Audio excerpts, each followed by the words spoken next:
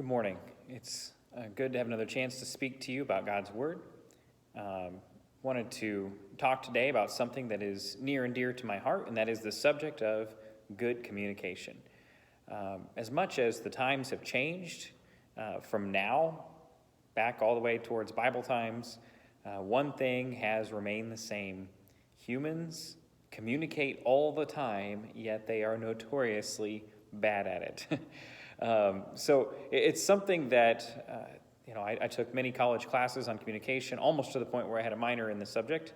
And, it seems so simple to get your idea from your mind to the mind of who you're trying to communicate with. But there's so many things that can go wrong along the way. And one thing that Christians, believers in general, are called upon to be is good communicators. We understand there are some things that may be out of our control. Maybe you're like me, you're not exactly a fan of some of these virtual means of communication that we've had to adopt the past couple of years. And yeah, sure, there's nothing quite like face-to-face, but we may not be able to control some of those things, but we certainly can be very mindful of good communication. And so I actually want to go all the way back to a book that was written thousands of years ago that still contains very relevant wisdom. That is the book of Proverbs. My wife and I are involved with a study with another couple in the book of Proverbs. We've been going through it for a while. And one thing that struck me is how much Solomon has to say about communication, both good and bad. And so today I'm just going to provide 4 points that describe the mouth of the righteous man. So the mouth of the righteous man, first of all, can be trusted with sensitive information. Have you ever had that person you knew if you wanted to keep a secret, you couldn't tell that person? And maybe this isn't about bad things. Maybe it's even good news. Maybe for example, maybe you're expecting or somebody got engaged and you don't want the whole world to know before the right people know. And so that's the person you can't tell. Maybe some bad news, and you want to make sure everybody knows ahead of time before this person gets the news. We understand there are some people that can't quite be trusted with sensitive information. In Proverbs chapter 11, starting in verse 12, Solomon writes, "He who despises his neighbor lacks sense, but a man of understanding keeps silent. He who goes about as a talebearer reveals secrets, but he who is trustworthy conceals a matter." Now, this doesn't seem to be something like maybe the good news that someone is expecting or something like that. This seems to be perhaps about a personal problem or an issue or a sin or a failing or a flaw or something like that, to where if you reveal this information, it could probably trash somebody and their reputation. But if you were to be wise, to be loving, and to hold some of these details to yourself, then you really do truly prove yourself to be a friend. He says that if you are someone who goes ahead and just says whatever's on your mind and you don't really hold on to that sensitive information, that it's actually the same as you despising or hating your brother. You might say, well, it's just a bit of news, and I can't help but pass on that little bit of juicy gossip. I can't help but, send along a message. Hey, did you see what so-and-so said? Did you hear about what so-and-so said? And I actually, I know myself and others have been in the accidental receiving of the information when you find that stuff's been happening before. And it hurts when someone that you trusted something valuable with couldn't be trusted with it. So do you love your brother and sister in Christ? Do you love your neighbor? Well, there's some things that you're going to probably do your best to be discreet about. Now, let me be clear. I'm not saying that we should hide sins. I'm not saying that if something needs to come out in the open and be dealt with, that it must be dealt with in a totally quiet way where nobody ever knows. Public sins need to be dealt with publicly, and that's not what I'm talking about. But there are some matters that aren't like that. Some matters that are just private problems, personal issues. Deal with those things with discretion. So we understand that if you're a trustworthy person, someone could share with you, they could confide in you. And maybe someone is struggling with a private sin, and it's an embarrassing one of some sort, something they're ashamed of. But if you go and blab that to the world before they've had a chance to come to terms with it and to deal with it, you may actually drive away that brother or sister, and at the very least, you've just proven yourself to be an untrustworthy friend. So, number one, the mouth of a righteous person can be trusted with sensitive matters. Number two, and it's related also in holding our tongue, but the mouth of the righteous person knows when to keep quiet. So, like I said, related, but I want to specifically focus on Proverbs 17 here. Proverbs 17, starting in verse 27. He who restrains his words has knowledge. He who has a cool spirit is a man of understanding. Even a fool, when he keeps silent, is considered wise. When he closes his lips, he is considered prudent. So, I think there are some people I know that their mouth has to be running at all moments. I am a recovering one of those. I don't like dead silence. And so I've had to realize in a conversation that sometimes I'm dominating the conversation, that I just keep talking and talking instead of listening. And even while the person I'm having a discussion with is speaking, instead of listening to what they're saying, I'm anticipating what I'm going to say next. And I just don't think that's fair to the conversation. But I think this specifically here is about our temperament and letting a cool head prevail when it comes to how we deal with things that we see and we witness and we hear. There may be times when you are livid, when you hear how something's gone down, when you see the news of something that happens, and something or somebody makes you angry, and your inclination is to immediately react to it.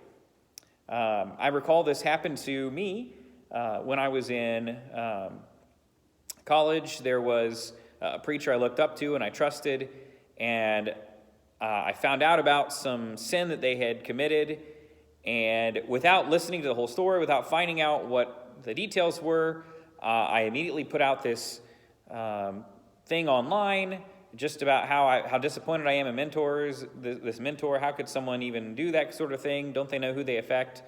Something to that matter. Fortunately, an older brother in Christ who knew the situation better than I did and knew me and knew the person in that situation spoke up, and they talked to me about it. And honestly, I did not know all the details, and I wouldn't have reacted the way that I did in that situation, in an unhelpful way.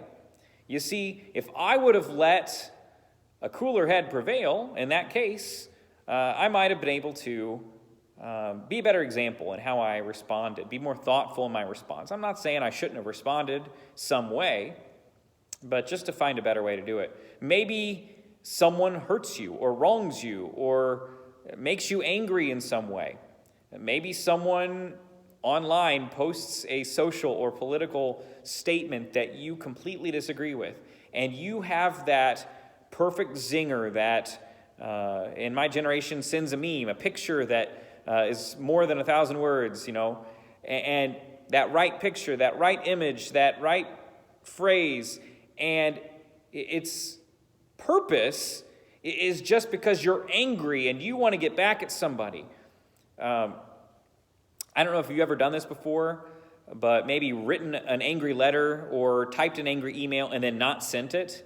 I know quite a few people who have done that sort of a thing before. And then they, one guy I know who said that if he ever does something like that, he waits a couple of days before he decides to send it. Then he asks himself, is it still worth it? Should I still send this thing out? I just want to encourage us to avoid acting hastily when we have heated emotions. And this can become something devastating in our families when a spouse disappoints us, a child disappoints us, when a parent disappoints us. And we have those immediate reactions. let me tell you, hold your tongue, be wise. And you may not know all the details. You may not be in a clear headspace to speak. Notice what else he says here. You may be the foolish one in the matter. Maybe you don't know as much as you think you know. Now, this reminds me of a proverb that I don't even know where it came from in our culture that may have originally come from this. It's better to keep your mouth shut and let people think you are a fool than to open your mouth and erase all doubt. I heard it from my 6th grade teacher, and I still remember it, but I'm sure it wasn't original to him. But we understand this idea here. He says, even a fool, when he keeps silent, is considered wise. So you may not even be knowledgeable on a subject. Don't open your mouth. And I guess I see Bible characters who kind of just open their mouth and say what's in their mind and sometimes get in trouble for it. The Apostle Peter, I'm sorry to pick on him, but sometimes he just said what the first thing was that came to his mind. And now, he got better from that. He grew beyond that. I especially think of the Mount of Transfiguration. He just blabs out because he doesn't know what else to say. But he just got to fill that silence with something. Let me just encourage us to know when to keep quiet, not just when it comes to like sensitive matters like the first point, but also when we're angry, when we're emotional, maybe when we don't have all the facts. Let us be careful not to open up our mouth until we've decided this is the best course of action. And that, of course, applies to don't type it on the computer or write it in a letter as well. The third point I want to make today, the mouth of a righteous person helps others to combat hurt and anxiety. That's something that I know many people in the world today are specifically going through some very difficult times. This year has not been easy on any of us. I guess we're pretty much a year out from when the world shut down. I remember exactly where I was when I found out the kids' school was getting canceled. NBA was going to be canceled. The MLB would be shut down. And it seemed like all these dominoes started happening pretty much 1 year ago around this week. And it felt a little bit like the world was falling apart. And it was confusing and strange. And this whole year has been difficult. And people have opinions on, what to wear on your face and which shot to get. And, we have so many opinions on everything. And it's just a stressful time because people have been isolated and communication hasn't been great. And even the communication we do have, if you're great at writing letters and calling and texting and all that, it's still different than face-to-face when you can see somebody and hear their inflection and know personally what's going on in that communication. Because over the phone, you're missing a few levels. Through a letter, you're missing a lot of levels. On Facebook, you're missing a lot of levels of communication that you can have face-to-face. But this year has caused a lot of people to have anxiety. Anxiety about the virus, anxiety about losing their job, anxiety about their older relatives who are in danger from some of these sicknesses, anxiety about politics, anxiety about racial issues and social justice. There are so many unknowns, so many uncertain things, and so many people going through hurt. Close to 500,000 people have lost their lives in our country from the virus. And so there are some people hurting. And those that deal with the long-lasting repercussions of that, there's hurt. Those people that lost their jobs because of all this stuff, there's hurt. So I just want to point out that we live in a world full of anxiety and hurt. And our words have either the ability to help and heal or to push away, to isolate, to bring down, to destroy, really. But look at some of these positive things in the book of Proverbs. In Proverbs 12, verse 25, he says, "Anxiety in a man's heart weighs it down, but a good word makes it glad." And I don't mean to say that if I just say one nice thing to you that automatically you're going to stop having anxiety. That's not what I think is going on here. But we understand anxiety really does feel like a weight when you're going through it, when something's bothering you. Maybe it's just generalized anxiety. There's not even necessarily a good reason for it, but your brain is just in panic mode. But we understand the power of good words, of good communication. And I want to encourage all of us listening at home to be mindful that people are going through some hard stuff, and to think about, how can I help them deal with what they may be going through? Put yourself in their shoes and try to figure it out. And find that good word. It's not a coincidence that the Bible is called, the good news. The gospel is called the good news. These are good words that bring cheer and joy even when the heart is weighed down with cares. Another proverb along these lines, Proverbs 15 and verse 4. A soothing tongue is a tree of life, but perversion in it crushes the spirit. I think about that. I don't want to crush anybody's spirit. I know a friend a relative who had a dream job they always thought about. Somebody spoke up and said, hey, well, here's why that job will never work out. You'll never get enough money in that job. The job prospects are poor. Your college will be so expensive. All these things aren't going to work out in your dream. And this person's spirit was crushed. And for many years, they struggled with the direction in life until they eventually went with the direction they had chose in the first place and been talked out of. And now they're thriving. But for years, they were subject to stress and anxiety because they dealt with that. So we understand that in someone's mouth can be the ability to crush a spirit. And the idea here, is that a soothing tongue is a tree of life. If you say things that help calm a spirit, things that help heal, people who've gone through hurt don't need to hear, thoughtless things or careless things. They need to hear positive, supporting things.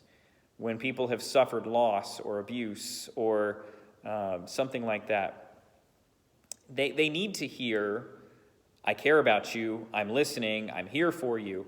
And those are the people they'll remember.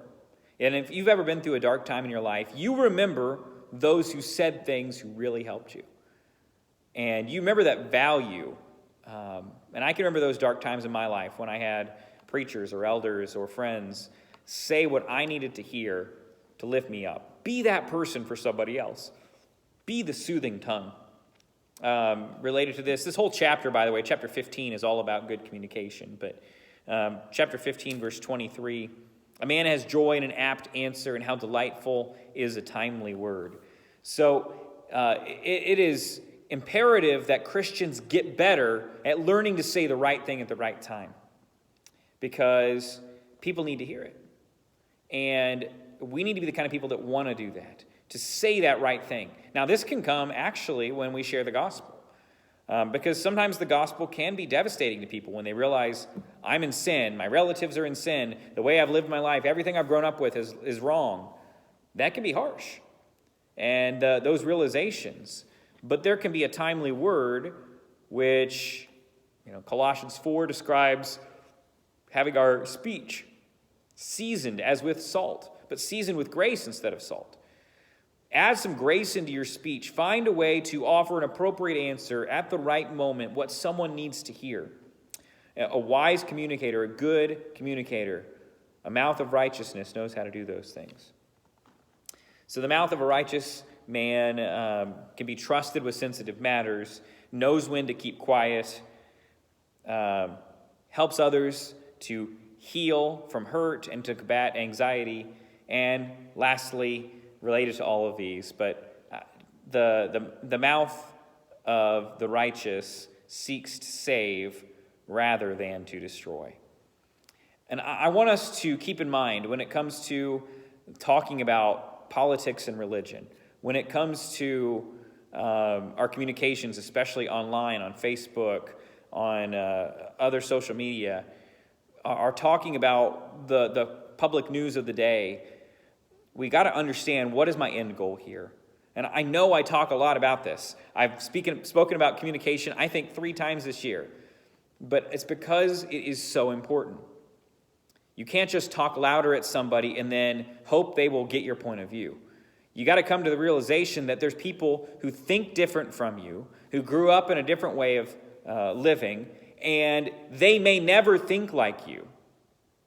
But yet God made them in his image as much as he made you in his image. And his image is expressed in you as it is in them. And you ought to find a way to focus on saving souls, on focusing on the spiritual matters, what matters most. And sure, you could win an argument.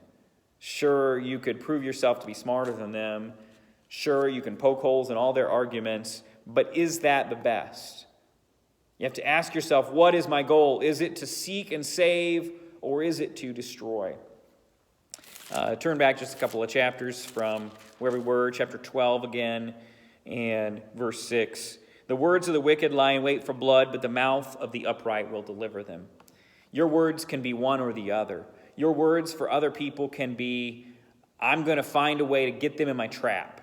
I'm going to find a way to tear them down. I'm going to find a way to win this argument. Or you could be someone who delivers people with your speech. Chapter 12, verse 18, similar kinds of a thought. There is one who speaks rashly like the thrusts of a sword, but the tongue of the wise brings healing. So what is your goal? Is your goal to jab, to insult? And by the way, people I know and love have marriages this way. Marriages that are based upon this bickering, and they act like that's the normal, and that's how it should be, and that's just what married life is. And it's fine to have a lovingly argumentative sort of a spirit, but that's not what I'm talking about. I'm talking about someone who says hurtful things, drops these emotional bombs of bad baggage, and just walks away with no concern. Someone who tears down rather than destroys. Someone who pokes and jabs with their tongue. The tongue is for healing. That's what God's intended it for. And that he wants us to use our tongue to help save people.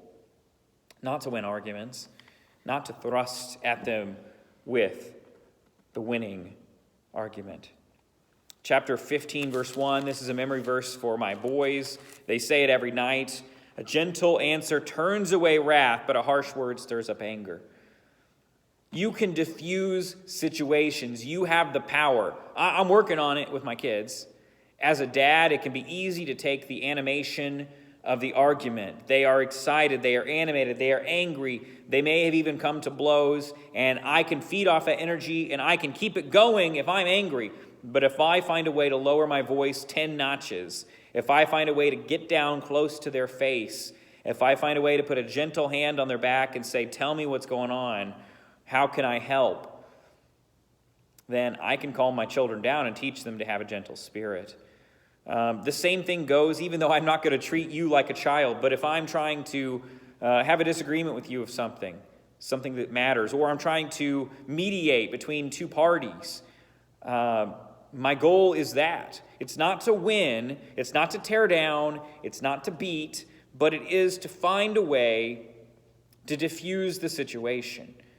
And if you come at me with an accusation, you're already angry. And if I see that, and my reaction is to say, I'm not guilty, I didn't do it, it's not my fault, it's all your fault. But what about this person? If that is my immediate, geared up reaction, I'm going to do more damage than I will any good, even if I say the truth. A gentle answer, the way we approach an answer, can turn away that wrath, and you can make a friend. You can make someone your brother or sister by the way you handle that angry spirit that comes at you. 16, verses 23 through 24. The heart of the wise instructs with his mouth and adds persuasiveness to his lips.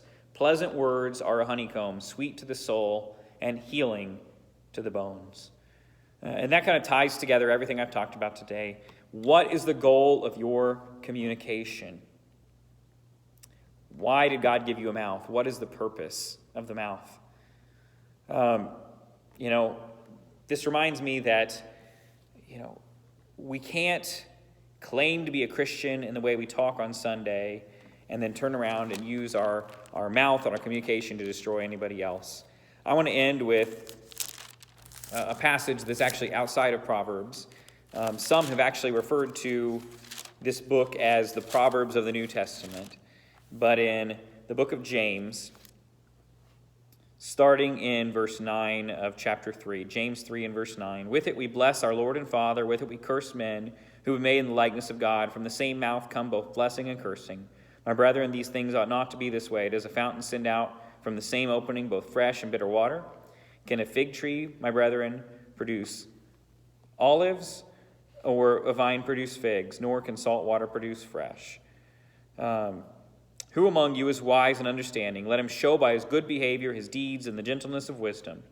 But if you have bitter jealousy and selfish ambition in your heart, do not be arrogant and so lie against the truth. This wisdom is not that which comes down from above, but is earthly, natural, demonic. For where jealousy and selfish ambition exist, there is disorder in every evil thing. But the wisdom from above is first pure, then peaceable, gentle, reasonable, full of mercy, good fruits, unwavering, without hypocrisy.